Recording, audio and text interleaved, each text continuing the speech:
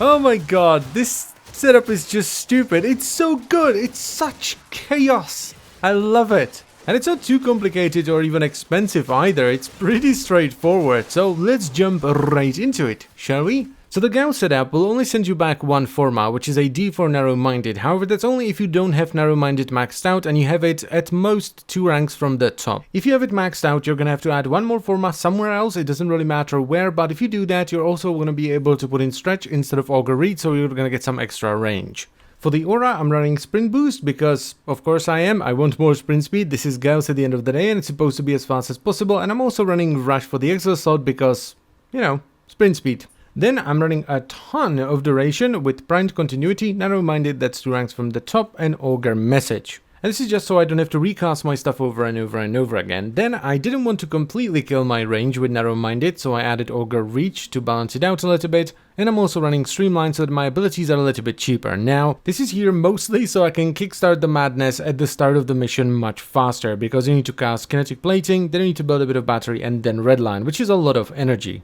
And then we jump into the defensive mods, which are highly optional and you can play around with them as you see fit. So I'm personally running Adaptation, which is just an incredibly powerful mod. It makes you adapt to the damage you take and makes you take a less of that damage in the future. So I wanted to have it here because this is just a cannonball setup. But then we have Armored Agility for even more sprint speed and some extra armor, which is not too shabby either. You do have 150 base armor to begin with. And it also goes really well with Primed Vigor, which is just one of those mods that I don't use too terribly often nowadays, but I think it fits here really well because I'm running Grace and Guardian, which gives me even more armor on top of Armored Agility, and Gauss's passive makes his shields a lot stronger because you get recharge rate and delay reduction. So all of this combined basically makes you indestructible. Now as far as the melee setup is concerned, you basically want to pick the biggest melee weapon you have. Even something like a memed up Atarax is gonna be really good for this, and I personally went for the Guandao, so I'm running Shimmering Blight as the stance, which is a really good button mash combo. Then I'm running Prime Pressure Point for melee damage, Prime Fury for attack speed, Prime Reach for range, and Blood Drive so that my crit scales with my combo counter. After that I'm running Drifting Contact, which is there mostly for the combo duration, and then I have my Riven, which is basically Primed Reach with Fever Strike rolled into one. And this is what made me choose the Guandao, because this combined with Primed Reach makes the Guandao have a little bit more range than some shotguns. After that I'm running Shocking Touch, which combines with the Toxin into Corrosive,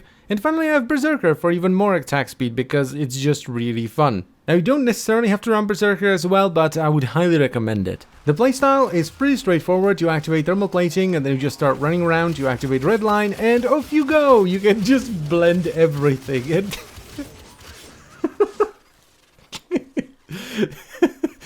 yo, watching that just makes me happy.